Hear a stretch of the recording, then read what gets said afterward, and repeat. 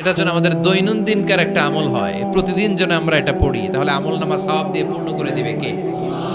এটা যদি অন্তরে রাখতে পারেন, জান্নাতকে আপনার জন্য অবধারিত করে দিবে কে? সকাল বিকাল ঘুমোতে যাওয়ার আগে পড়তে রাজি আছেন তো? কালকে থেকে এই ওয়াজিফা শুরু হবে ইনশাআল্লাহ।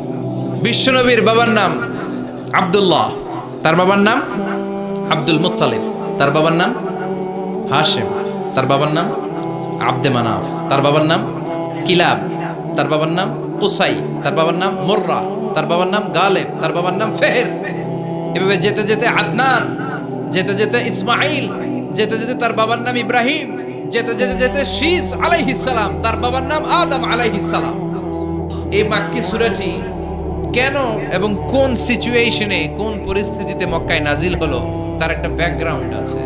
এটাকে বলে শানে নুজুল। কেন নাজিল হলো শুনতে মনে চায়?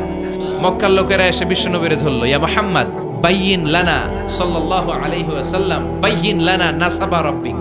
ও আব্দুল্লাহর বেটা মুহাম্মদ, তোমার রবের নসবনামা বর্ণনা করো। নসবনামা মানে বংশ পরিচিতি, বংশধারা, বংশ তালিকা। যেমন আমার নাম মিজানুর রহমান, আব্বার নাম আলী আহমদ, দাদার নাম জাইনুল আবিদিন, তার বাবার নাম মাকরাম। এটা আমার বংশ পরিচিতি। তার মানে মিজানুর রহমান ইবনু আলী আহমদ ইবনু জাইনুল আবিদিন ইবনু মাকরাম, এটা আমার নসবনামা।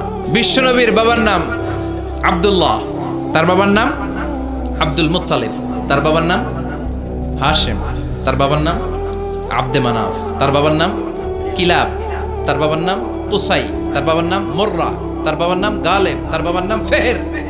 এভাবে যেতে যেতে আদনান, যেতে যেতে ইসমাইল, যেতে যেতে তার বাবার নাম ইব্রাহিম, যেতে যেতে যেতে শীস আলাইহিস সালাম, তার বাবার নাম আদম আলাইহিস সালাম। 50 জেনারেশনস, 50টা বংশ পরিক্রমা আছে। 50টা বংশের ব্যবধানে বিশ্বনবী সাইয়েদনা আদমের সাথে মিলে গেছে। পড়েন সুবহানাল্লাহ। তার মানে মুহাম্মদ ইবনে আব্দুল্লাহ ইবনে আব্দুল মুত্তালিব ইবনে হাশিম ইবনে আব্দে মানাফ ইবনে কিলাব ইবনে মুররা, এইভাবে বিশ্বনবীর নসবনামা। কথা বুঝতে পেরেছেন? বিশ্বনবীর কাছে এসে মক্কার লোকেরা বলে, মুহাম্মদ বাইয়িন লানা নাসাবা রাব্বিক, তোমার আল্লাহর নসবনামাটা কও। তোমার আল্লাহর বাবার নাম কি? ওনার বাবার নাম কি? ওনার বাপের নাম কি? ওনার বাপের নাম কি? তার বাপের নাম কি? এরা মনে করছে আল্লাহর নসবনামা আছে। নাজুবিল্লাহ পড়বেন না? ও মুহাম্মদ, সব সময় আল্লাহর কথা বলো, আল্লাহর দাওয়াত দাও, আল্লাহর সিজদা দিতে বলো, আল্লাহর জিকির করতে বলো, আল্লাহর নসবনামাটা শোনাও।